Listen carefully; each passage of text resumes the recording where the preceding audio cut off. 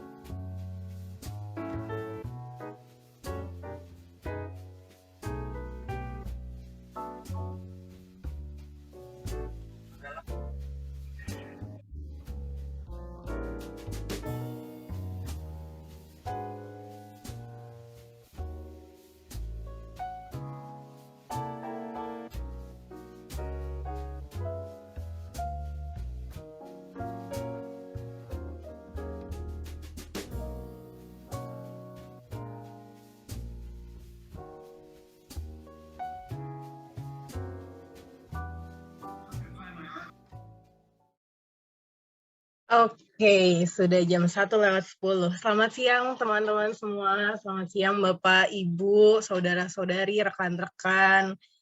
Mungkin ada juga, tadi saya lihat ada di absensi, ada juga pelajar-pelajar ya kayaknya ya. Jadi mungkin adik-adik kalau dipanggil ya.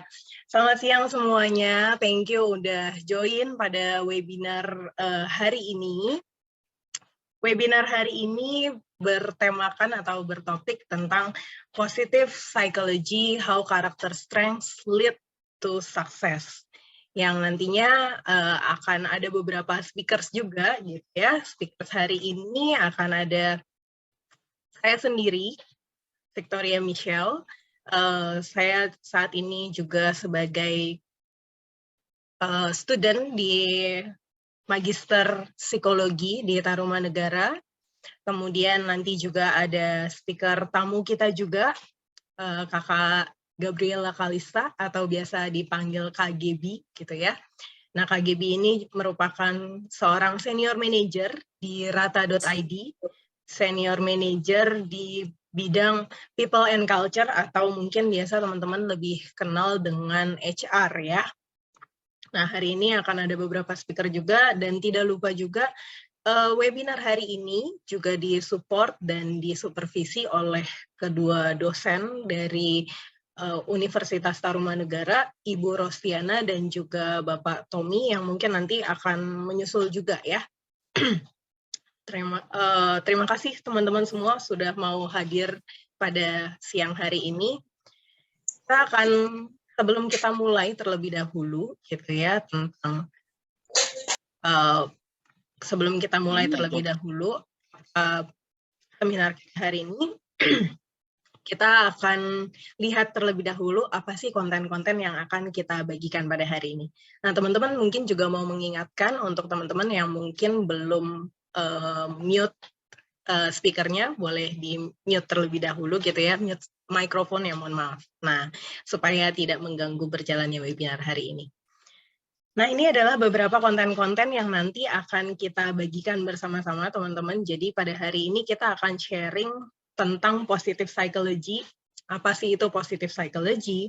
Kemudian apa sih karakter strength yang kita milikin, dan juga kita mungkin nanti juga bisa mengakses karakter strength kita sendiri juga. Nanti linknya akan saya bagikan juga. Kemudian nanti akan dilanjutkan dengan sharing session. Nah, sharing session ini nanti bersama dengan Kak Gabriela Kalista atau Kak Gebi Kalista ya. Kak Gebi mungkin panggilannya biasanya ya.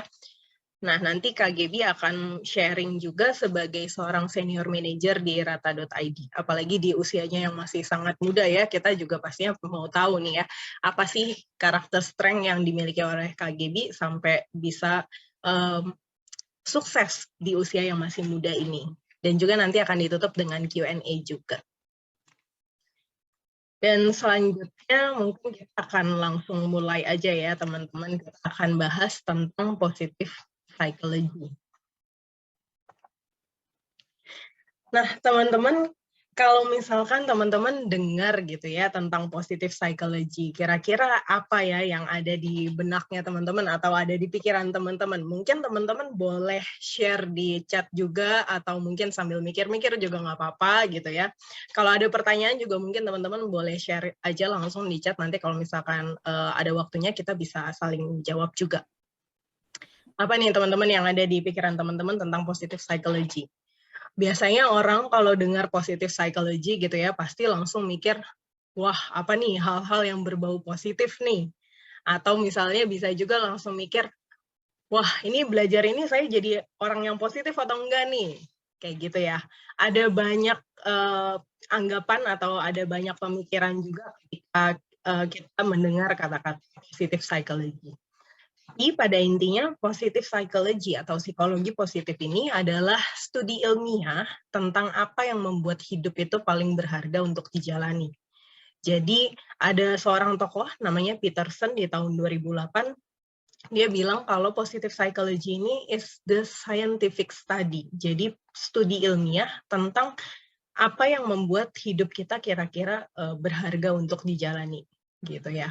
Nah, sebagai sebuah bidang yang dipelajari juga, positive psychology ini sebenarnya lebih banyak menghabiskan waktu untuk memikirkan topik-topik misalnya kayak karakter strengths yang hari ini akan kita bahas. Kemudian ada juga optimism, life satisfaction, happiness, well-being, gratitude, dan lain sebagainya. Teman-teman kalau melihat topik-topik ini pasti rasanya nggak asing ya. Apalagi sekarang ini banyak sekali orang-orang yang membuat orang-orang yang membuat webinar atau misalnya seminar-seminar mengenai si topik-topik ini, kayak misalnya how to be a grateful person, atau how cultivate your well-being, atau misalnya how to find your happiness. Itu banyak sekali yang bikin webinar-webinar itu. Karena topik-topik itu sebenarnya termasuk ke dalam topik dari positive psychology. Gitu. Nah, kemudian selanjutnya, kenapa sih topik-topik ini dibahas? Topik-topik ini biasanya dibahas atau dipelajari untuk mempelajari bagaimana membantu orang untuk berkembang dan juga menjalani kehidupan terbaiknya mereka gitu. Atau biasa kita sebut juga dengan flourish gitu ya. Flourish itu bisa dikatakan juga berkembang gitu. Oke. Nah, selanjutnya kita akan membahas tentang karakter strength. Nah, kalau tadi di dalam positive psychology ada topik disebut juga karakter strength. Jadi karakter strength ini sebenarnya masuk ke dalam positive psychology. Di sini ada tokoh namanya Dr. Martin Seligman dan juga Dr. Neil Myerson. Ini beliau-beliau ini yang mengembangkan tentang topik karakter strength ini. Jadi beliau berkata bahwa sebenarnya setiap orang itu punya 24 karakter kekuatan atau karakter strength. Yang 24 karakter ini dibagi menjadi 6 virtues atau 6 virtue-virtue gitu ya. Apa aja virtue-virtue yang akan kita pelajari juga hari ini? Yang pertama ada wisdom, kemudian ada courage, humanity, justice, temperance, dan juga transcendence. Nah, teman-teman, kita akan bahas satu persatu. Kita akan mulai dari wisdom terlebih dahulu. Oke. Nah, teman-teman kalau ngomongin wisdom gitu ya, kira-kira apa itu ya wisdom ya? Wisdom atau biasa disebut juga dengan kebijaksanaan. Nah, wisdom ini mereka yang punya karakter strength yang tinggi di nilai wisdom ini, biasanya mereka itu juga punya kekuatan kognitif yang mengarahkan mereka untuk nggak hanya memperoleh pengetahuan, tapi mereka juga bisa menggunakan kognitif mereka itu dengan cara yang kreatif dan juga bermanfaat. Makanya di dalam situ kalau kita lihat, di situ ada karakter strength-nya misalnya kayak creativity, curiosity, open-mindedness, love of learning, dan juga perspektif. Masing-masing ini adalah karakter strength yang menggambarkan si virtue wisdom ini tadi, gitu ya. Kalau kita lihat di situ creativity, berarti orang ini bisa berpikir dari berbagai macam perspektif atau berbagai macam sudut pandang gitu ya. Dia nggak hanya berpikir dari salah satu cara aja, tapi dia bisa menciptakan cara-cara baru. Begitupun juga curiosity. Curiosity ini lebih kepada rasa ingin tahu yang besar gitu ya. Jadi dia tipikal orang yang bisa mengeksplor banyak hal gitu. Kemudian ada open-mindedness juga, bisa berpikir menggunakan cara pandang yang berbeda. Ada love of learning, ini tipikal orang-orang yang suka belajar gitu ya, suka learning new things, learning new skills. Nah ini adalah orang-orang yang punya karakter strength love of learning. Dan juga yang selanjutnya adalah perspektif. Perspektif atau berarti juga pandangan. Nah, orang-orang yang punya karakter strength perspektif ini, dia biasanya ketika kita ajak ngobrol misalnya, atau ada orang yang cerita ke orang ini, dia bisa menyampaikan sudut pandangnya gitu tentang dunia ini gitu ya. Dan sudut pandangnya biasanya bisa lebih logik dan relevan juga gitu. Nah, ini adalah karakter strength yang menggambarkan virtue wisdom. Kemudian selanjutnya ada yang namanya courage. Nah, courage. Nah, courage itu apa sih? Courage itu kalau bahasa Indonesianya artinya keberanian, teman-teman. Nah, courage orang yang punya nilai keberanian yang tinggi dan juga punya karakter strength yang tinggi di nilai courage ini, biasanya memungkinkan mereka untuk mencapai tujuan meskipun ada banyak tantangan, ada banyak obstacle yang harus dihadapin baik dari internal maupun eksternal, tapi ketika dia punya karakter-karakter strength ini, dia berani untuk menghadapi sesuatu gitu ya. Jadi di dalam courage ini biasanya orang-orang itu punya karakter strength-nya seperti apa? Ada yang honesty, ada bravery, kemudian ada zest atau biasanya kita sebut juga dengan passion atau gairah gitu ya. Kemudian ada juga persistence. Kalau honesty dari kata-katanya aja udah tergambar ya teman-teman. Orang-orang yang punya karakter strength honesty pasti adalah orang-orang yang jujur, nggak hanya mengungkapkan kebenaran, tapi dia juga bisa melakukan kebenaran gitu. Jadi nggak hanya di mulut, tapi juga dari tindakan juga kelihatan bahwa orang ini adalah jujur. Kemudian bravery, ini adalah tipikal orang yang berani gitu. Dia dalam menghadapi segala sesuatu, dia nggak takut sama ancaman, nggak takut sama tantangan. Nah ini tipikal orang yang punya karakter strength ini adalah orang-orang yang berani gitu. Kemudian selanjutnya adalah zest, atau biasa kita sebut juga di dalam bahasa Indonesianya gairah atau punya passion gitu ya. Ini apapun yang orang ini lakukan, dia lakukan dengan antusiasme yang tinggi, dengan energi yang tinggi. Kalau ngerjain segala sesuatu tuh pasti semangat. Nah ini orang-orang yang punya karakter strength zest yang tinggi gitu. Dan yang selanjutnya adalah persistent atau perseverance, atau bisa disebut juga dengan ketekunan. Nah, ini orang-orang yang punya karakter strength ketekunan ini adalah orang-orang yang dia bisa menyelesaikan segala sesuatu gitu ya. Apa yang udah dia mulai, dia akan selesaikan. Ini adalah orang-orang yang tekun gitu, atau yang persistence biasanya kita bilang. Nah, selanjutnya ada juga virtue yang selanjutnya adalah virtue humanity. Nah, di dalam virtue humanity ini terdapat 3 karakter strength yang menggambarkan virtue humanity ini. Yang pertama kindness, kemudian yang kedua love, dan yang ketiga adalah social intelligence. Nah, kalau dari kata-katanya aja udah menggambarkan banget ya teman-teman ya. Orang-orang yang punya skor tinggi di karakter strength ini, mereka punya kekuatan interpersonal yang tinggi, yang melibatkan kepedulian dan persahabatan dengan orang lain. Ini adalah tipikal orang yang sangat memanusiakan manusia lah ya kalau kita bilang gitu ya. Dia punya kindness, dia bisa melakukan segala sesuatu kebaikan buat orang lain, bukan kalau misalkan mau membantu orang itu nggak setengah-setengah misalnya. Nah ini adalah tipikal orang yang punya karakter strength kindness. Kemudian ada juga love atau kasih. Ini tipikal orang yang ketika berhubungan sama orang lain, menjalin relasi sama orang lain, siapapun itu, dia tipikal orang yang benar-benar value, dia punya relationship gitu ya. Jadi dia peduli sama orang itu, dia mengasihi orang itu. Ini adalah karakter strength yang menggambarkan humanity.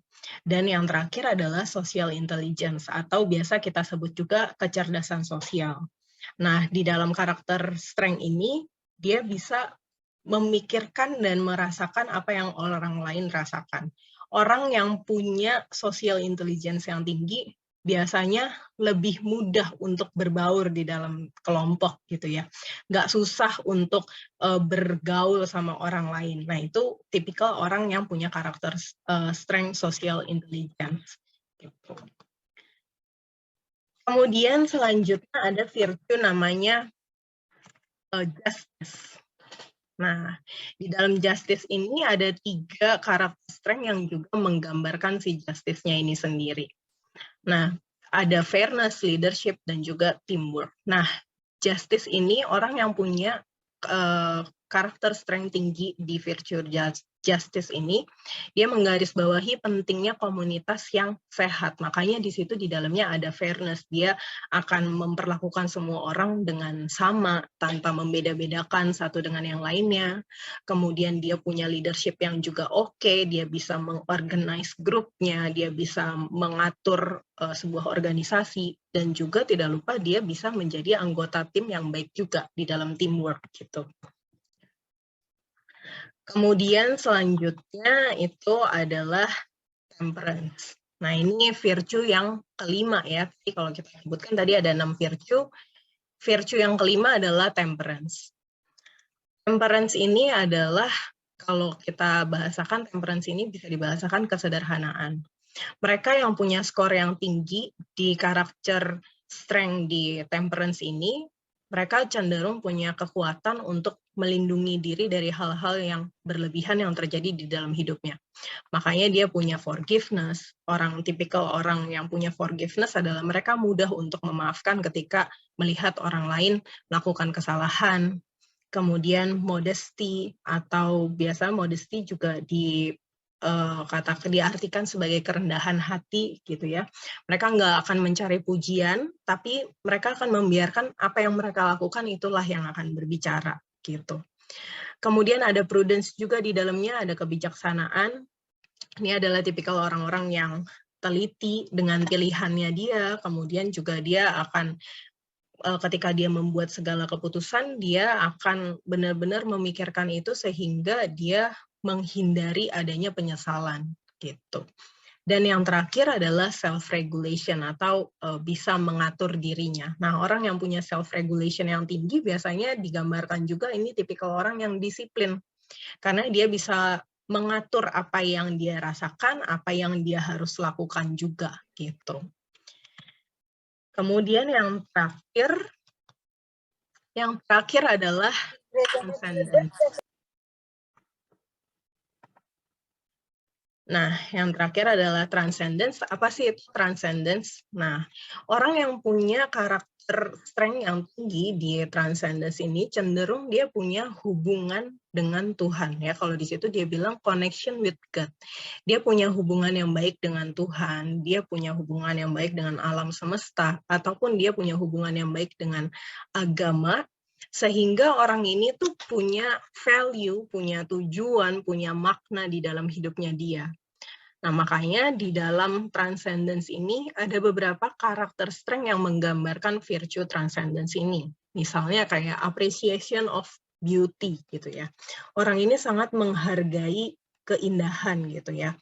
Bisa dalam banyak hal gitu ya. Misalnya dia menghargai keindahan dalam arti seni, ataupun bahkan mungkin dalam nilai-nilai kehidupan gitu. Kemudian yang selanjutnya juga ada gratitude di situ, di mana orang yang punya karakter strength gratitude ini, dia biasanya tipikal orang yang lebih thankful dalam menjalani hidup. Jadi dia nggak melihat hal yang buruk, tapi lebih fokus kepada hal yang baik. Apa sih yang sudah terjadi di dalam hidupnya, itulah yang dijadikan bahan untuk dia grateful, lebih grateful gitu. Kemudian selanjutnya ada juga hope. Nah, di dalam hope ini ketika orang ini bisa punya pengharapan. Jadi orang tipikal yang punya karakter strength hope ini, dia punya pengharapan gitu. Dia percaya bahwa sesuatu yang baik itu pasti mungkin terjadi. Jadi segala sesuatunya itu dia nggak mudah pesimis, dia karena dia punya pengharapan. Selanjutnya juga ada humor ya, atau humor. Nah, ini dari kata-katanya aja udah menggambarkan banget ya teman-teman ya, humor itu ya. Humor itu ya ketika orang yang punya karakter strength humor ini, mereka tipikal orang yang suka atau seneng untuk ketawa sama orang lain, bercanda sama orang lain. Kalau misalkan diajakin ngobrol tuh gampang untuk senyum, misalnya kayak gitu. Nah, itu adalah tipikal orang yang punya karakter strength humor. Dan yang terakhir adalah spirituality. Nah, spirituality ini tadi seperti yang digambarkan juga di awal gitu ya, bahwa orang yang punya virtue transcendence ini dia punya kedekatan sama Tuhan, punya connection sama Tuhan. Nah, orang yang punya karakter strength spirituality yang tinggi, dia ini punya kepercayaan yang kuat juga dan logis tentang makna dan tujuan dalam keberadaannya dia di alam semesta ini gitu. Oke, nah itu tadi penjelasan mengenai karakter strength yang setiap orang pasti punya gitu ya, dan itu dibagi ke dalam 6 virtue yang tadi udah disebutkan juga gitu. Nah, teman-teman kalau misalkan teman-teman mau ngecek nih ya, sebenarnya saat ini tuh udah ada juga platformnya atau udah ada portalnya yang bisa akses sama-sama. Itu namanya via karakter survei. Nah, itu aku ada share juga di dalam kolom chat. Teman-teman kalau misalkan mau assess, sebenarnya kalau saya tuh punya karakter strength-nya apa ya? Nah, itu teman-teman bisa assess di situ. Tapi teman-teman yang perlu diperhatikan adalah ketika teman-teman mengakses karakter strength ini, nantinya akan keluar 24 karakter strength milik teman-teman. Nah, biasanya dia akan mengurutkan tuh dari nomor 1, 2, 3, seterusnya sampai nomor 24. Nah, kalau misalkan karakter strength saya ini misalnya ada di nomor 24 gitu ya, berarti pokoknya yang nomor 20 ke atas berarti itu kelemahan saya dong. Oh, nggak kayak gitu teman-teman. Jadi jangan sampai dianggap bahwa karakter strength yang ada di bawah itu merupakan kelemahan. Karena namanya aja udah karakter strength ya, berarti semuanya tuh sebenarnya kekuatannya teman-teman. Tapi kalau misalkan dia ada di bawah, berarti itu adalah kekuatan atau strength yang mungkin masih jarang dilakukan atau jarang dikeluarkan. Tapi kalau strength-nya itu ada di urutan teratas, biasanya 1-6 teratas, itu adalah karakter strength yang sering dilihatkan gitu di dalam kehidupan sehari-hari atau sering muncul biasanya kita sebut juga. Gitu ya, makanya kita biasa sebut juga itu signature strength-nya kita. Jadi apa sih yang jadi signature strength-nya kita ini biasanya yang paling sering muncul dalam kehidupan sehari-hari gitu. Nah, nanti teman-teman mungkin boleh akses sendiri, linknya ada di situ, teman-teman bisa assess kira-kira saya nih karakter strength saya nih apa ya, sehingga setelah teman-teman tahu, teman-teman bisa berefleksi juga, oh ternyata saya tuh punya kekuatan ini ya, oh ternyata saya punya kekuatan ini tapi belum saya maksimalin, misalnya kayak gitu. Nah, itu boleh juga. Oke, teman-teman. Nah, itu tadi kita udah bahas banyak tentang karakter strength. Nah, selanjutnya kita akan masuk ke dalam sharing session. Oke, nah ini udah ada gambarnya gitu ya, sharing session bersama Kak Gabriela Kalista. Kak Gebi, ada di situ kah Kak Gebi? Nah, halo semua. halo Kak Gebi. Oke, Kak Gebi ini adalah People and Culture Senior Manager di Rata, teman-teman. Nah, tapi kalau dari tadi gitu ya, kita mikir rata.id. Rata.id itu apa sih ya? Nah, mungkin kita boleh sedikit kenalin rata.id dulu kali ya, Kak Gebi ya, sebelum kita masuk ke perkenalan Kak Gebinya. Oke.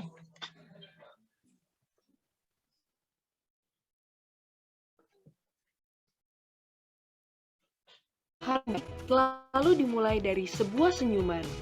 Dan senyuman percaya diri bisa dimulai dengan rata. Rata menciptakan clear aligner yang dapat meratakan gigi tanpa mengganggu penampilan dan aktivitas sehari-harimu. Kini, bersiaplah untuk senyuman terbaikmu yang bisa kamu dapatkan semudah konsultasi via website atau WhatsApp. Atau kalau kamu lebih suka datang langsung, klinik Rata juga sudah tersebar di banyak kota di Indonesia loh. Setelah konsultasi, kondisi gigimu akan diperiksa langsung oleh dokter profesional. Sehingga kamu tidak perlu khawatir, karena setiap clear aligner Rata dibuat sesuai dengan kebutuhan gigi masing-masing pasien. Selain dengan teknologi canggih dan diproduksi langsung di Indonesia, Rata juga didukung oleh tim dokter gigi berpengalaman dan bersertifikasi yang siap membantumu. Lebih percaya diri jalani hari, karena Rata, senyum mempesona siap jadi milikmu.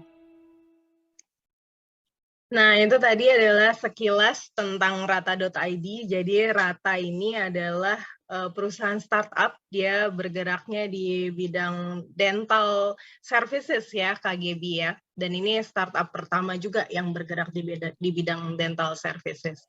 Nah, untuk lebih lengkapnya mungkin kita bisa tanya-tanya ke KGB juga, bukan tanya-tanya tentang Ratanya ya. Tentang Rata nggak apa-apa tanya-tanya, tapi mungkin boleh habis sesi ini kali ya KGB ya. Kita mau tahu nih Kak Gebi, apa aja sih pengalamannya Kak Gebi gitu ya sebelumnya. Mungkin boleh diperlihatkan ada slide yang menggambarkan Kak Gebi gitu ya. Nah, ini dia nih, Gabriela Kalista, 24 tahun usianya saat ini, dan saat ini juga merupakan lulusan psikologi dari Universitas Atmajaya.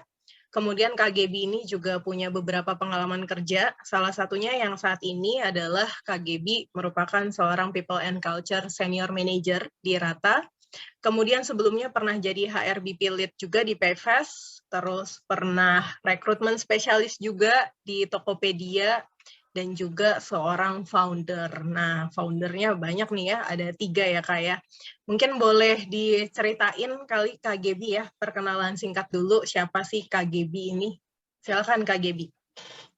Oke, thank you ya Michelle. Jadi halo rekan-rekan semua, Bapak Ibu atau mungkin teman-teman semua. Jadi mungkin kenalan, aku Gabriela Kalista, bisa dipanggilnya Gaby. Saat ini kebetulan aku berumur 24 tahun dan saat ini diberikan kepercayaan untuk menjadi seorang People and Culture Senior Manager di Rata.id. Nah, selain soal People and Culture, kebetulan saya juga seorang istri. Jadi ceritanya saya udah menikah juga. Jadi saat ini perannya 2 nih, perannya sebagai senior manager dan juga sebagai seorang istri. Nah, memang sebelum menjadi seorang People and Culture Senior Manager di Rata, saya juga udah pernah kerja di suatu perusahaan startup ya. Kalau bisa dilihat, hampir semua pengalaman kerja saya di ranahnya tuh ranah-ranah startup nih. Terakhir, sebelum di Rata, saya di PayFast sebagai seorang SRBP Lead, dan sebelum di PayFast, saya di Tokopedia, di salah satu e-commerce yang ada di Indonesia. Nah, selain bekerja sebagai seorang profesional, saya juga punya lah usaha kecil-kecilan di bidang mungkin hampir semua 3 ini di bidang anak usia dini ya, karena kebetulan saya juga mempunyai passion di dunia pendidikan anak atau anak usia dini. Jadi kalau kita ngomong soal Optimal Children, dia adalah salah satu layanan yang berfokus untuk tumbuh kembang anak. Dan untuk Paido.id, di sini fokusnya adalah menjual mainan untuk mengoptimalkan juga nih tumbuh kembang anak. Dan yang terakhir di Sanubari.id. Jadi Sanubari.id ini adalah klinik tumbuh kembang juga. Dan juga smart daycare yang terletak di area Jakarta Selatan. Jadi itu mungkin sekilas perkenalan dari saya, Michelle. Mungkin kalau ada pertanyaan atau ada hal yang mau lebih lanjut nih ya ditanyakin, boleh banget. Oke, thank you banget Kak Gaby untuk perkenalan singkatnya. Jadi Kak Gaby ini selain bekerja saat ini juga sebagai seorang istri juga ya Kak Gaby ya? Betul. Oke, dan punya beberapa usaha kecil-kecilan juga ya. Oke, nah teman-teman kita langsung aja akan bahas tentang karakter strength yang dimiliki oleh Kak Gaby ya. Boleh di next mungkin?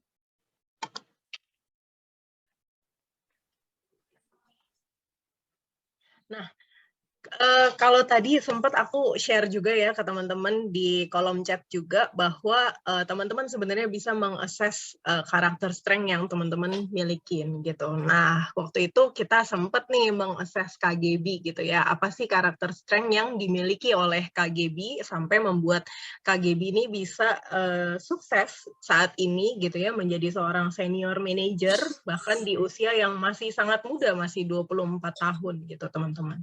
Nah, setelah di-assess dan juga melakukan beberapa interview juga sama orang-orang terdekatnya KGB gitu ya, yang paling mengenal KGB dari kesehariannya, ternyata KGB ini punya 3 signature karakter strength gitu ya. Jadi ada 3 signature karakter strength-nya KGB yang memang betul-betul menjadi karakter strength-nya KGB.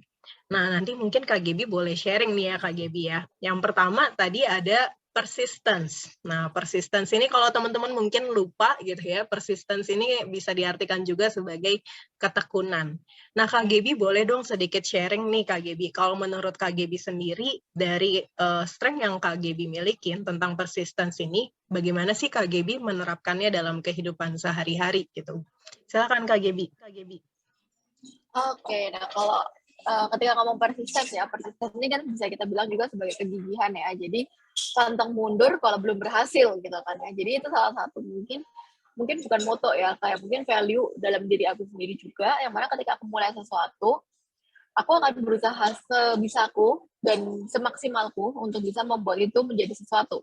Tapi ketika itu memang belum bisa menjadi apa-apapun, at least aku udah pernah mencoba atau aku udah berusaha semaksimal. Justru kalau buat aku adalah aku akan jadi jauh lebih penasaran ketika apa yang udah aku mulai itu aku berhenti di tengah jalan.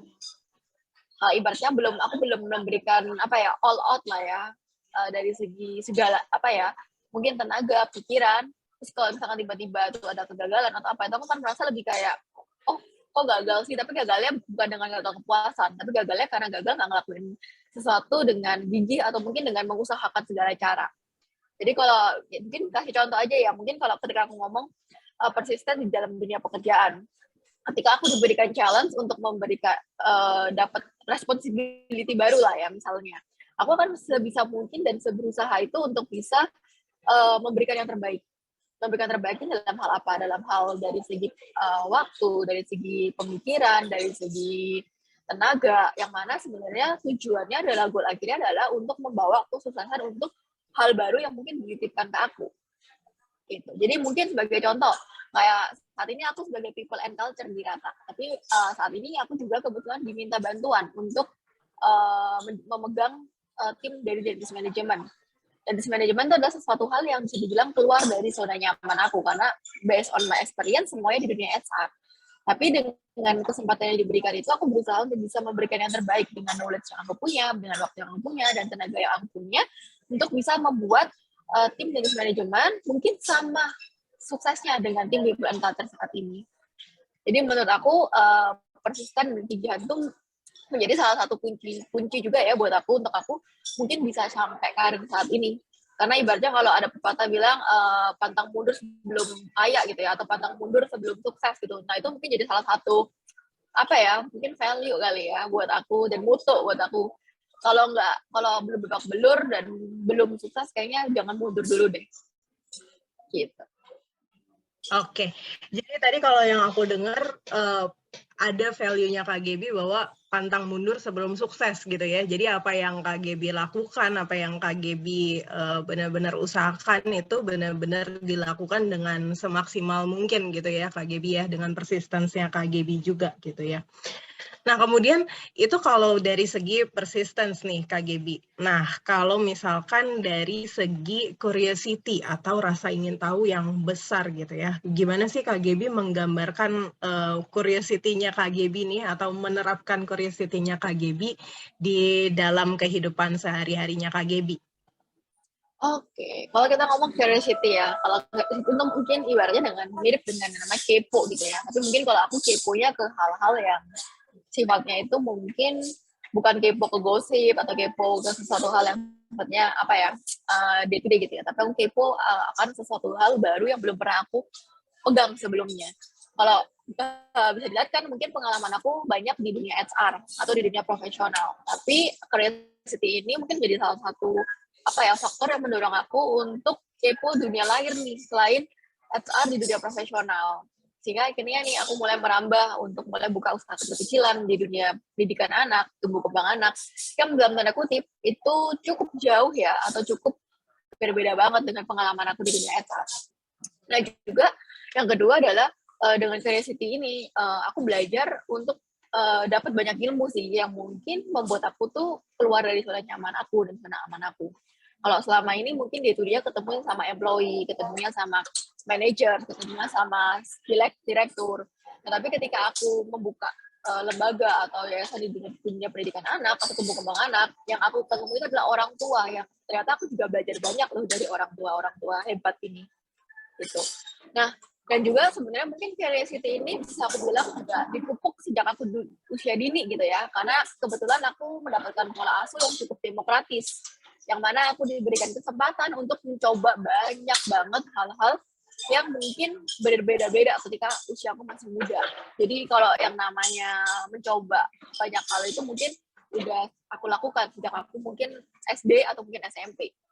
Yang memang mungkin apa yang dulu aku coba sekarang belum tentu semuanya tuh yang menjadikan aku seperti sekarang, tapi at least aku udah pernah mencoba nih kira-kira ternyata ini loh rasanya menjadi seorang, misalkan dulu pernah menjadi seorang penari, pernah juga ikut Indonesia Mencari Bakat, pernah juga jadi ikut nyanyi dan lain-lain, dan akhirnya udah tahu nih dari sana, ternyata mungkin petku atau mungkin hatiku atau passionku tuh bukan di sana tapi di sini. Jadi curiosity itu mungkin bisa aku bilang dipupuk juga karena lingkungan dan juga mungkin pola asuh yang cukup demokratis ya ketika aku masih kecil. Gitu. Oke, jadi Kak Gebi sendiri menyadari ya bahwa sebenarnya dari kecil pun juga Kak Gebi udah difasilitasi ya. Karena kalau aku nggak salah dengar dari teman-teman sedikit gambaran aja ya, sejak kecil Kak Gebi ini udah ikut berbagai macam les, dari mulai les menggambar, les nari dan lain sebagainya, bahkan sampai les vokal ya Kak Gebi ya. Terus sampai sekarang ada yang masih ditekunin nggak tuh Kak Gebi dari les-lesan itu semuanya? Ada yang dulu masih diturunin sampai sekarang, tapi ada juga yang memang, ternyata ini bukan hatiku di sana nih, bukan passionku di sana, gitu. Tapi at least udah hampir ngecoba semua dari yang namanya les sempoa, les piano, les biola, les nyanyi, les modeling, les menari, les balet, itu kayak hampir semua, bidang itu udah pernah dicobain lah ya, dan akhirnya dari les bahkan sampai ikut diploma make up, les fashion design, semua tuh udah dilakuin. Sampai akhirnya di titik sekarang pun akhirnya tahu ternyata udah nyobain nih dan cocoknya ternyata di sini gitu. Oke, itu tadi menjawab rasa penasaran juga ya yang Kak Gebi bilang ya. Yang penting cobain dulu gitu ya. Nanti Betul. pada akhirnya kalaupun nggak berhasil ya udah, yang penting kan udah menjawab rasa penasarannya gitu ya. Jadi nggak penasaran lagi gitu ya. Oke, Kak Gebi, thank you untuk sharing yang tadi. Nah, selanjutnya nih Kak Gebi juga punya salah satu signature strength-nya itu adalah open-mindedness. Nah, gimana sih Kak Gebi menggambarkan si open-mindedness ini di dalam dunia kesehariannya Kak Gebi gitu? Gimana diterapkannya? Mungkin kalau open-minded ini mungkin aku bisa berkacanya dengan aku sangat suka diberikan masukan atau aku sangat suka diberikan feedback. Gitu. Ketika orang memberikan feedback, aku beraspek ke orang itu nggak cuma feedback positif yang aku akan dengar, tapi aku juga ingin mendengar feedback negatif. Kenapa? Karena dari feedback itu aku tahu nih aku kurang di mana dan aku bisa berkembang dari sisi apa. Itu satu hal. Dan di lain adalah aku sangat suka ngobrol dengan orang baru terutama ya. Karena dengan aku ngobrol dengan orang, aku ngerasa bahwa aku mendapatkan ilmu-ilmu yang aku keluar dari zona nyaman. Sedangkan kan banyak, mungkin ketika kita ngobrol dengan orang, mereka tuh punya idealistik, atau mereka punya pandangan, mereka punya value masing-masing, yang mungkin mereka akan share ke kita. Nah, dari value-value itu, karena kembali ke poin awal, aku sangat suka mendengarkan cerita, aku sangat suka di feedback, sehingga ketika kita sesi diskusi, sesi brainstorm, itu jadi sesi yang sangat-sangat fruitful atau insightful. Karena jatuhnya bukan kayak kita merasa, kok kamu gini sih pendapatnya, kok kamu gini sih. Tapi kita berusaha untuk mendengar pendapat orang lain, karena dengan mendengar pendapat orang lain itu kita mendapatkan ilmu baru, dan itu menjadi salah satu hal yang mungkin membuat aku jadi lebih open-minded dengan hal-hal baru. Kayak mungkin hal-hal open mind ini bisa dipraktekkan dari hal apa aja, dari hal dalam dunia kerja atau dalam hal dunia keseharian. Sebagai contoh misalkan nih, oke, misalkan sebagai seorang manajer tuh harusnya tuh kamu top down nih, kamu kasih arahan tuh ya udah KPI-nya tuh clear dari atas sampai bawah, OKR-nya tuh harusnya pokoknya dari atas aja sampai ke bawah. Nah, tapi mungkin karena aku sering mendengar pendapat orang lain, sering ngobrol dengan orang lain, aku merasa bahwa oke, mungkin harus ada pendekatan yang berbeda nih. Justru harusnya KPI atau OKR itu kita kayak set dari atas top down atau dari atas ke bawah. Tapi mungkin bisa juga dari bawah ke atas. Karena we want to understand sebenarnya di bawah itu sedang apa dan apa menjadi bottleneck mereka. Jangan sampai apa menjadi target kita itu ternyata di bawah nggak mungkin direalisasiin. Atau mungkin apa yang kita kasih target ternyata di level operasional itu udah terjadi. Jadi targetnya bukan target yang sangat-sangat challenging gitu. Nah, tapi untuk bisa memikirkan sampai situ, menurut aku salah satu hal yang diperlukan adalah open-mindedness. Karena kalau kita nggak open-minded, kita nggak akan bisa mendengar masukan, insight, feedback dari luar sana. Gitu. Oke, Kak Gaby. Sangat clear ya berarti ya, Kak Gaby, gimana cara Kak Gaby menerapkan si open mind ini dalam dunia sehari-hari juga gitu ya. Karena kalau yang aku lihat juga Kak Gaby tipikal orang yang kalau mau melakukan sesuatu, mau ngerjain segala sesuatu, pasti nanya ke orang dulu gitu ya. Menurut lu gimana sih? Menurut lu kayak gimana sih? Karena teman-teman aku sendiri juga dekat juga sama Kak Gaby, jadi sering ngobrol-ngobrol juga. Dan Kak Gaby memang tipikal orang yang benar-benar ketika mau melakukan segala sesuatu, dia pasti akan bertanya ke orang. Atau bahkan ketika sudah melakukan segala sesuatu pun juga seringkali bertanya ke orang untuk melihat pendapat atau pandangan dari sisi orang lain gitu ya Kak Gaby ya. Kak Gaby, thank you banget sharing-nya. Nah teman-teman di tengah-tengah kita juga sudah ada salah satu dosen dari Fakultas Psikologi Tarumanegara. Ini adalah Ibu Rostiana. Ibu Ros. Oke, selamat siang Bu Ros. Selamat siang. Iya, Bu Ros. Selamat siang, Gaby. Selamat siang, Bu. Selamat siang, Bu. Oke, Bu Ros, mungkin ada yang mau ditambahkan, Bu Ros, kalau dari pandangan Bu Ros sendiri tentang karakter strength ini seperti apa? Tadi saya dengar penjelasan dari Gaby, dari Michelle, tentang karakter strength. Saya kira memang harus tambahannya gini, kalau bisa tuh ada lingkungan yang kondusif, ya, sehingga strength ini lebih mudah untuk teraktualisasi. Nah, tadi Gaby kan cerita perjuangannya gitu ya, perjuangannya bagaimana menerapkan misalnya curiosity-nya gitu. Nah, curiosity ini kan kalau aja ketemu lingkungan yang memang sangat kondusif, ada mentor misalnya gitu ya. Kalau di kantor tuh ada mentor, ada orang yang ditanya, itu curiosity-nya cepat sekali berkembang gitu. Kemudian barangkali juga teman-teman yang lain juga misalnya punya zest gitu ya. Zest itu kalau orang courage kemudian zestnya nggak dimanfaatkan, badannya sakit. Karena dia punya tenaganya lebih banyak dari orang lain. Nah, kalau orang-orang seperti ini, kemudian kalau dia nggak nemu lingkungan yang cocok, mestinya dia juga menciptakan. Memang paling bagus kalau misalnya tersedia, jadi dia bisa cepat konsentrasi dengan signature strength-nya. Tapi kalau enggak, ya dia ciptakan gitu. Orang yang kindness misalnya gitu ya, yang kindness ini yang menurut saya paling mudah sebenarnya untuk mengaktualisasikan. Banyak sekali orang yang butuh gitu ya, kindness ini butuh banget gitu. Cuma seringkali orang-orang yang punya kindness banyak nih gitu ya, dia memodifikasi atau mengendalikannya agak kurang agak kurang pede gitu. Jadi banyak orang-orang kindness yang akhirnya tuh underuse. Artinya apa underuse? Nggak keluar kindness-nya. Atau overuse gitu. Kebanyakan sehingga nggak bisa bilang enggak sama orang lain. Nah ini kan kembali lagi ya, bagaimana signature strength itu bisa teraktualisasi, kita ternyata nggak bisa begitu aja gitu. Ternyata harus ada lingkungan yang kondusif dan ternyata di diri kita juga mesti punya yang namanya self management. Nah, saya kira kombinasi antar kedua hal itu akan memudahkan implementasi dari semua signature strength yang udah ada. Nah, itu misal silakan dilanjutkan. Oke, Bu Ros, terima kasih banyak Bu Ros untuk tambahannya ya Bu Ros ya. Jadi teman-teman itu tadi ya, kalau kita punya karakter strength, tapi kita juga harus punya lingkungan yang mendukung juga, yang suportif juga, supaya karakter strength kita ini bisa lebih dimaksimasi lagi gitu ya Bu ya. Nah teman-teman, kita akan masuk ke sesi Q&A. Teman-teman pasti dari tadi pas lagi dengar gitu ya, mungkin teman-teman ada yang mau bertanya. Nah hari ini ada beberapa narasumber juga yang bisa kita tanyakan langsung. Teman-teman mungkin mau tanya sama Gaby, atau mungkin sama Bu Ros, atau mungkin sama saya sendiri. Kira-kira boleh, teman-teman boleh tinggalkan di kolom chat juga, atau boleh langsung open mic. Kira-kira ada yang mau bertanya kah teman-teman? Oke, nah ini mungkin masih ada yang malu-malu ya Bu ya. Nggak apa-apa, tapi mungkin ada yang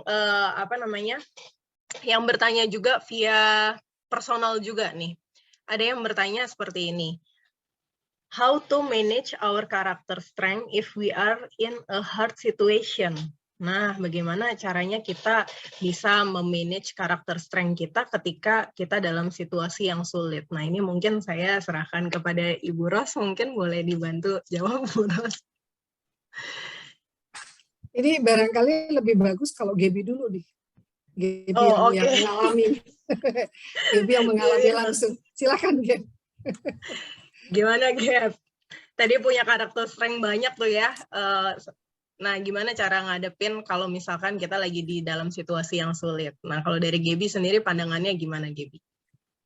Oke, kalau dari pendapat aku nih ya, nanti mohon tambahannya ya Bu Ros ya, karena ini benar-benar pure dari pengalaman. Kalau dari aku sendiri ketika aku dalam keadaan sulit, yang mana benar-benar mungkin karakter strength ini benar-benar diuji gitu ya. Tapi satu hal yang mungkin bisa dibilang adalah ketika aku dalam situasi yang susah, aku berusaha untuk tetap clear thinking. Meskipun itu nggak gampang ya, clear thinking itu dalam hal kayak berusaha untuk tarik napas, buang napas dulu dan mikir, oke, dari tiga karakter strengthku ini saling bersinergi bersama lah ya bahasanya. Ketika aku lagi dalam situasi, karena aku percaya gini, ketika kita dalam situasi sulit tuh nggak mungkin tiga karakter strength kita tuh jadi nggak bisa diimplementasikan. Karena tiga-tiganya ini salah satu karakter tuh yang menurut aku yang bisa kita implementasikan ketika kita, let's say nih, aku dalam kondisi sulit yang kegigihanku lagi diuji gitu ya, atau di situasi yang susah. Tapi dengan karakter strengthku yang bisa dibilang misalkan nih open minded itu, aku berusaha untuk bisa keluar dari situasi aku dengan memanfaatkan karakter strengthku yang lain. Jadi sini aku selalu memposisikan, oke, ketika salah satu karakter strengthku di posisi yang kurang, karakter strengthku yang lain tuh bisa kita manfaatkan atau maksimalkan dengan cara apa sih, supaya kita tetap bisa tetap punya karakter yang positif, tapi mungkin nggak mungkin tiga-tiganya positif ya, tapi salah satu atau dan yang lainnya saling melengkapi atau saling membantu. Jadi nggak sampai ke dragging down sampai hard situation sehingga karakter strength-nya nggak bisa keluar. Itu kalau dari pengalaman aku. Jadi ketika aku lagi diuji di dalam open mindedness-nya atau di challenge gitu ya, kenapa ini kamu kok terlalu open minded, aku selalu berusaha untuk kayak aku pakai misalkan persentase kegigihanku untuk mungkin memberikan gambaran, memberikan point of view, dan juga misalkan atau aku dalam kondisi yang curiosity-ku tuh dari kamu kok lompat-lompat sih, kamu kok mau pegang ini. Nah, dari situ aku biasanya pakai kegigihanku untuk bisa menghadapi situasi yang sulit itu. Jadi kalau dari aku nggak, menurut pendapatku dan pengalamanku sendiri, nggak mungkin tiga-tiganya dalam kondisi sulit. Satu dan yang lain pasti bisa saling membantu dan melengkapi. Gitu. Oke, thank you Gaby sharingnya. Berarti kalau menurut Gaby sendiri, ketika dihadapi dengan situasi sulit gitu ya, ada beberapa karakter strength lain yang bisa membantu Gaby juga gitu ya untuk menghadapi situasi sulit itu. Jadi nggak hanya terfokus pada karakter strength tertentu aja gitu ya. Oke, karena sebenarnya kan kita sendiri juga punya 24 karakter strength juga teman-teman. Jadi nggak hanya berfokus pada salah satu karakter tertentu aja gitu. Mungkin Bu Ros ada yang mau ditambahkan, Bu Ros? Tadi yang dikemukakan oleh Gaby itu menurut saya bagus sekali ya. Jadi ini yang saya selalu tekankan misalnya kalau di kelas gitu.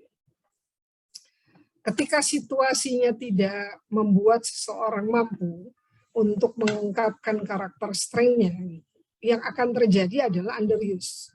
Karakter strength itu akan tenggelam. Dia nggak jadi strength lagi. Jadi karakter tapi nggak strength, apalagi signature, enggak. Tapi dia tetap ada pada orang itu. Dia nggak akan hilang.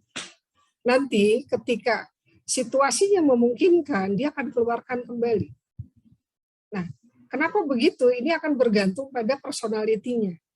Akan bergantung pada self-management-nya. Jadi tadi Gaby mengatakan, ya saya pakai dong karakter yang lain. Gitu. Itu adalah self-management. Jadi yang kita perlu pahami adalah gini.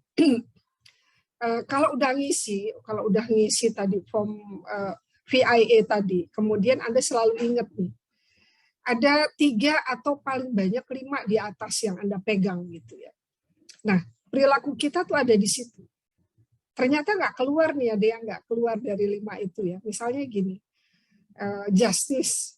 Kita punya nilainya adalah justice. Tapi ketika kerja, ya kita tuh gelisah sekali karena banyak sekali peluang untuk korupsi di situ. Dan kita lihat ya ada orang sebagian orang mampu memanfaatkan. Jadi nggak nyaman ya, nggak nyaman. Tapi posisi kita nggak kuat di situ. Misalnya Anda adalah orang baru, nggak bisa apa-apa gitu. Nah itu konflik besar tuh, konflik besar sekali. Anda nggak akan nyaman pada lingkungan seperti itu. Nah karena justice-nya tinggi, maka Anda akan cari jalan. Akan cari jalan gimana ini bisa kemudian teraktualisasi keluar. Nah ini akan dilihat lagi nanti dengan nilai-nilai lain pendukung lain ya. Kalau Anda punya courage gitu ya, Anda berarti itu akan bergerak, akan ngelihat gimana caranya supaya kezoliman ini tadi korupsi ini nggak merajalela, minimal nggak kena ke Anda gitu, Anda bisa bertahan. Nah itu, jadi mau nggak mau gitu ya, setiap saat yang kita perlukan hanya satu sebenarnya, self awareness. Kita ini punya apa sih? Kekuatan kita apa? Terus kekuatan kita ini bisa teraktualisasi nggak? Kalau dia bisa, itu pasti bermanfaat. Minimal buat kita. Ya. Dan jangan lupa, kita juga mesti mendorong manfaatnya untuk orang lain. Apalagi kalau bunyinya itu udah gini, tadi justice, kindness, ya, kemudian love, wah itu ke orang lain sekali. Tapi kalau yang barangkali kuat di diri sendiri, misalnya spirituality, ya, itu buat diri kita sendiri, itu akan sangat kuat sekali. Menjaga kita untuk nggak akan masuk ke lorong-lorong yang membuat celaka gitu loh, ya, dalam berbagai kondisi. Gitu. Nah itu yang kita harus pahami. Jadi benar-benar berpegang bahwa saya ternyata orang yang suka banget belajar. Love of learning saya tuh di posisi 2. Jadi Anda mau nggak mau kalau ada sesuatu yang baru pasti nanya, pasti eager gitu ya, pingin tahu gitu. Itu nggak akan terbendung, nggak akan terbendung. Even soal pandemi kayak gini nih, tetap aja Anda akan jalan aja terus gitu, akan nyari. Nah itu manfaatnya buat kita mengenali 3-5 karakter yang ada di atas dari 24 itu tadi. Ya silakan lanjut. Oke, thank you Bu Ros untuk penjelasannya. Oke, teman-teman ada lagi kah yang mau bertanya? Wah, oke. Ada yang bertanya lagi di kolom Ini chat ada yang raise sebentar. hand. Oh iya, ada yang raise hand. Oke, boleh mungkin yang raise hand terlebih dahulu ya. Kak Shirlen, silakan Kak Oke, Shirlen. selamat siang ya semua. Aku mau tanya sih, penasaran aja kalau kayak tadi Kak Gaby itu dari kecil itu kan dia eksplornya udah banyak ya. Berarti mungkin lingkungannya pun bagus gitu ya, pendidikan apa pengasuhannya, pola pengasuhan orang tuanya yang bisa bikin apa ya dia bisa embrace gitu strength point-nya sampai udah gede. Tapi gimana ya kalau misalnya pola pengasuhan dari kecil gitu ya itu ya itu nggak bisa tuh eksplor ke sana sini, anaknya mau ngapain juga dicuekin. Penasaran aja sih bagaimana itu bisa berpengaruh nih ke strength karakter dan apakah sebenarnya individu itu bisa tetap embrace walaupun ya dengan pola pengasuhan yang mungkin nggak banyak se-explore itu gitu dari kecil. Itu sih. Oke, thank you Kak Shirlen untuk pertanyaannya. Jadi gimana caranya, kalau tadi dengar KGB, emang KGB ini mungkin tadi ya kalau Bu Ros bilang ada lingkungan yang mensupport juga gitu ya.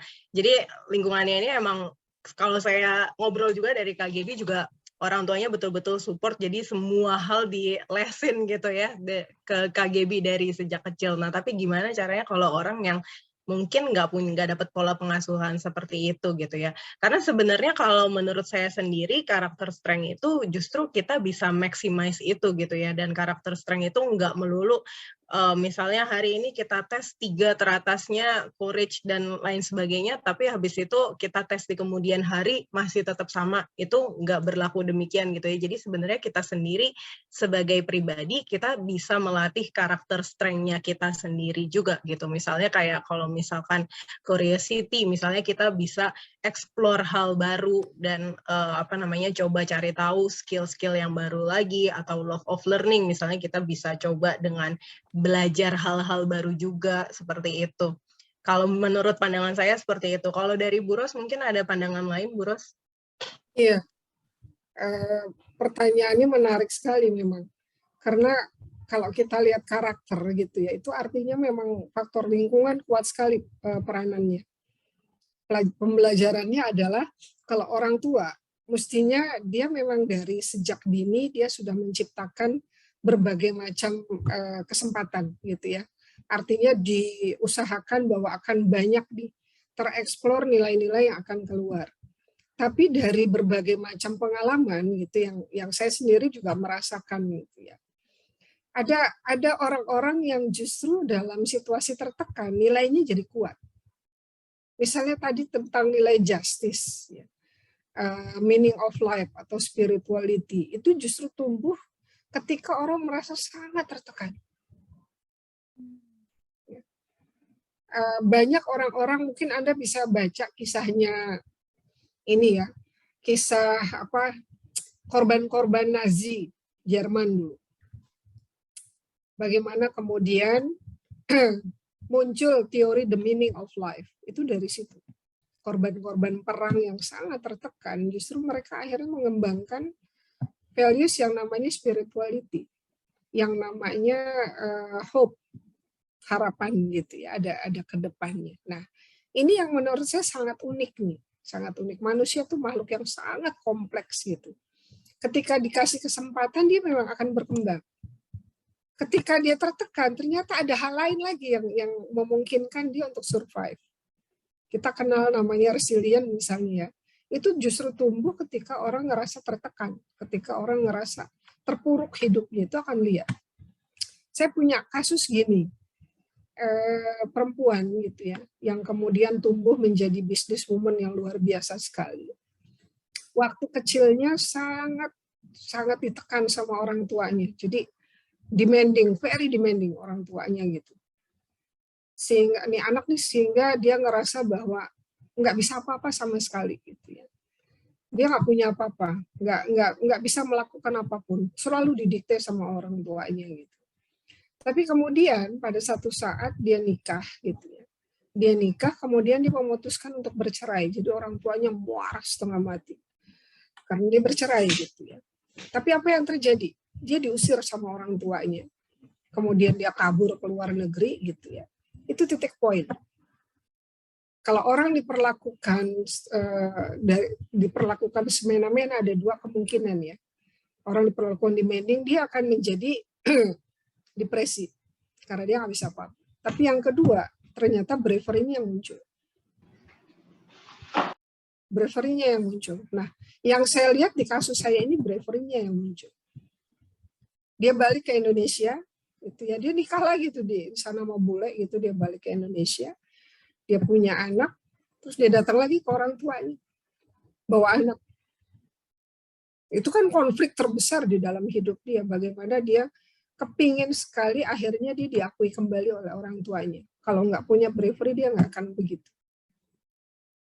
Dan apa yang terjadi saat ini, gitu ya, dia menjadi eksportir perempuan yang luar biasa sekali. Bisnisnya itu udah mancanegara. Yang saya lihat itu nilai bravery-nya luar biasa buat orang ini. Zest-nya juga. Gitu. Apa yang menolong dia, gitu, yang menolong dia untuk sampai bahwa dulunya dia sangat takut sekali nggak bisa apa-apa gitu, kemudian dia dibuang demikian rupa, nggak diakui sama keluarganya gitu, dia terlunta-lunta sendirian gitu. Ternyata yang berkembang pada orang ini adalah tadi itu spirituality-nya. Ini hal yang barangkali kita juga semua perlu menyadari gitu ya, bahwa jangan takut ketika menghadapi hal-hal yang di luar dugaan kita. Ketika kita memiliki self-awareness, apalagi sering berlatih mindfulness ya, maka kita akan nemu jalan. Dan nilai-nilai yang tadinya barangkali underuse, terpendam, itu dapat peluang untuk keluar. Nah, udah kita akan bangkit lagi, jalan lagi.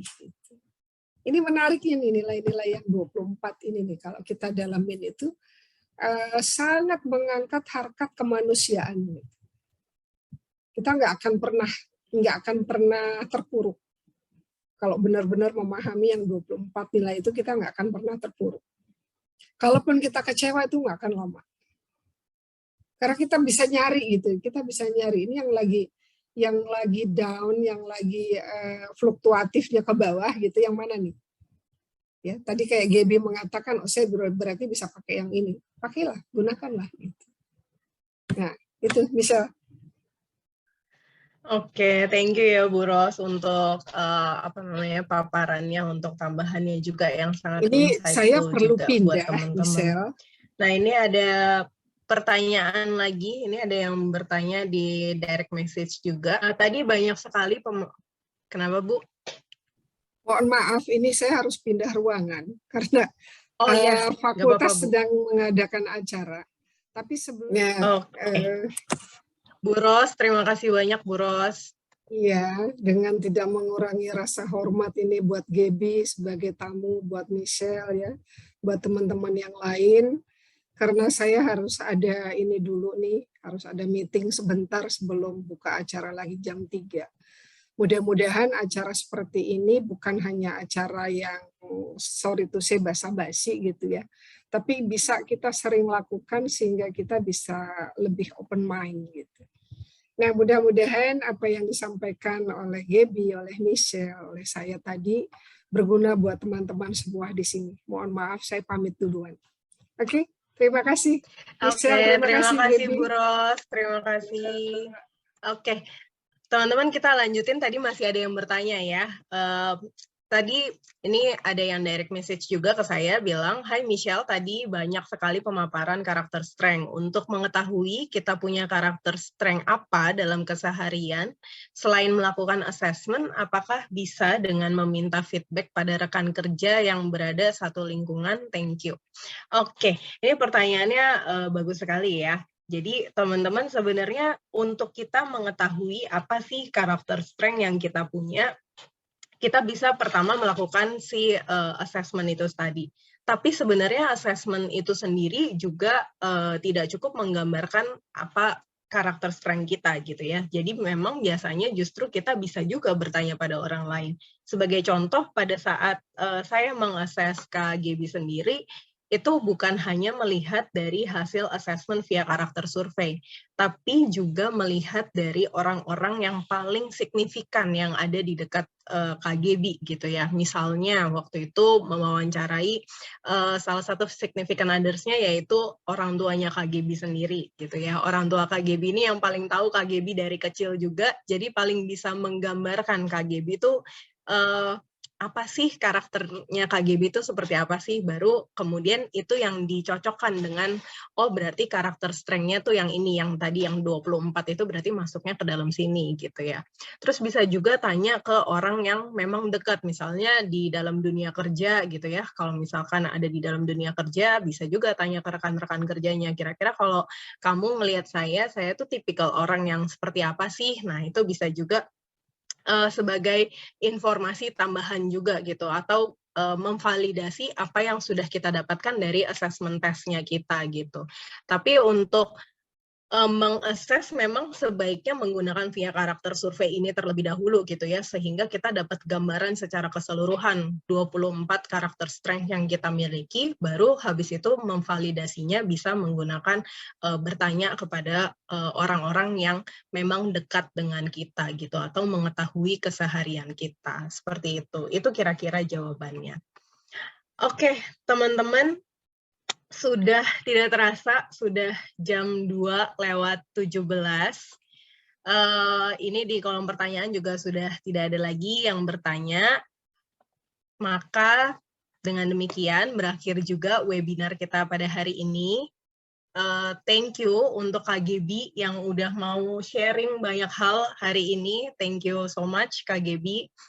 Kemudian teman-teman untuk yang hadir di webinar hari ini, teman-teman juga nanti akan mendapatkan e-certificate dan juga akan mendapatkan materials dari materi yang dibagikan hari ini.